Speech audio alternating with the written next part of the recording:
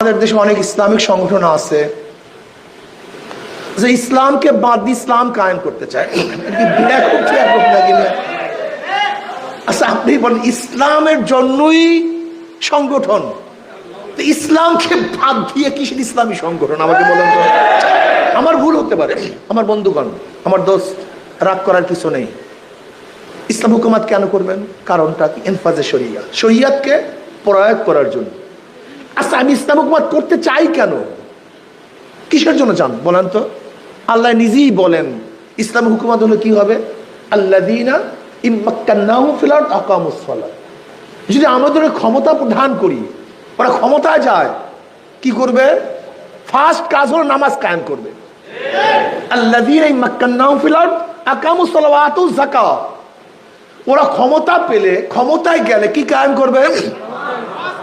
ইসলামী হুকুমত কায়েম করলে নামাজ কায়েম করবে। এই নামাজকে বাদ দিয়ে কিসের ইসলামী হুকুমত? আমাকে বলেন তো, আমাকে বলুন আপনারা, নামাজকে বাদ দিয়ে কিসের ইসলামী হুকুমত? ইসলামকে বিসর্জন দিয়ে কিসের ইসলামী হুকুমত? আজকে যদি মাজলিসের মধ্যে একজন বেপরদা মহিলা চলে আসে, তো এইটা কেমন ইসলামী সংগঠন? আমাকে প্রশ্ন করতে হবে, জবাব দিতে হবে। এই জবাব দিতে হবে, জাতির কাছে জবাব দিতে হবে। ফাজলামি করবেন না, ইসলামী ধোঁকাবাজি চলতে পারে না। ধরে নেন আজকে আমরা এখানে সমস্ত মৌলবীরা আছি, টুপিওয়ালা, দাড়িওয়ালা, সবাই এখানে আছি। এখানে যদি বেপরদা মহিলা আসে, এটা ইসলামীর কোন সংগঠনের কর্মী সমাবেশ হতে পারে? এটা কি বলে, বলে কি এটাকে? এটা কিসের ফাজলামি? ইসলামকে বাদ দিয়ে কিসের ইসলাম? ইসলামী শব্দ বাদ দেন, মনে যা চায় করেন।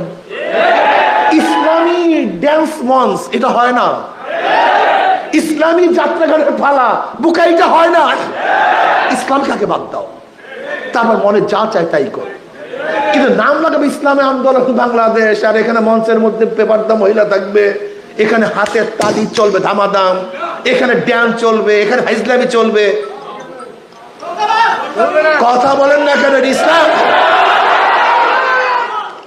ইসলামী আন্দোলন বাংলাদেশ দেখেন কোনদিন এই কৌশল টৌশল ইসলামী হুকুমত কায়েম করার জন্য, ক্ষমতা যাওয়ার জন্য এই কৌশল টৌশল ইসলামী আন্দোলন বাংলাদেশ অন ইসলামিক চরিত্রকে কৌশল হিসাবে ইসলামী আন্দোলন বাংলাদেশ গ্রহণ করে নাই, করবে না ইনশাআল্লাহ।